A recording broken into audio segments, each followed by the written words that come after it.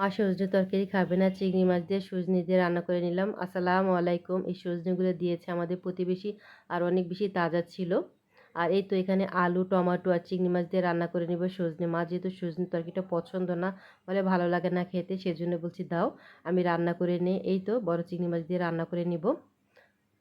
আর মা যেহেতু খেতে চাচ্ছে না, সেজন্য বলছে আমি রান্না করব। এই তো তেল দিয়ে দিয়েছি কড়াইয়ের মধ্যে, আর দিয়ে দিব পেঁয়াজ কুচি। পেঁয়াজটা আমি 1-2 মিনিটের মতো একটু ভেজে নিব আর কি। এখানে দিয়ে দিচ্ছি পরিমাণ মতো লবণ। লবণটা দেওয়ার পর আমি আরেকটু ভেজে নিচ্ছি আর কি। এই তো ভাজা হয়ে গিয়েছে, আর এখন দিয়ে দিচ্ছি আদা রসুন। আর আদা রসুন দেওয়ার পর দিয়ে দিচ্ছি অল্প পরিমাণ মতন পানি।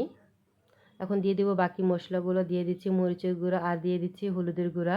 তারপর ভালো করে কষিয়ে নিব আর কি। যত বেশি কষানো হবে ততই রান্নাটা বেশি ভালো লাগবে খেতে। আর মা যেহেতু সজনেটা খেতে চাচ্ছে না, সেজন্য আমি রান্না করছি আর কি। আর এই তো এখন চিংড়ি মাছটা দিয়ে কষিয়ে নিব আর কি।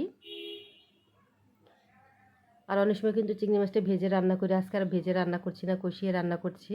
আর এখন আমি দিয়ে দিয়েছি আলু, টমেটো আর সজনে। এর মধ্যে কিন্তু মোবাইলের চার্জ শেষ হয়ে গিয়েছে, অন্য একটি মোবাইল দিয়ে ভিডিও করে নিয়েছি। 3-4 মিনিটের মতো একটু কষিয়ে নিয়ে তারপর পানি দিয়ে একটি ঢাকনা দিয়ে ঢেকে দিব 10 মিনিটের মতন।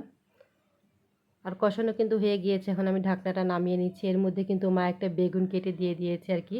বেগুনটা দিলে কিন্তু একটু বেশি ভালো লাগে খেতে। তার মধ্যে দিয়ে দেওয়া হয়েছে পানি, পানি দিয়ে একটু নেড়ে নিচ্ছে আর কি।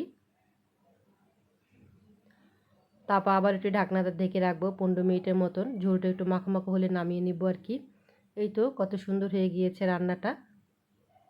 মার জন্য রান্না করে নিলাম সজনে দিয়ে আলু, টমেটো, চিংড়ি মাছ সাথে বেগুন দিয়ে। আর এর মধ্যে দেখে নিয়েছি লবণটা ঠিকঠাক আছে কি না। আর চুলাটা এখন অফ করে দিয়েছি।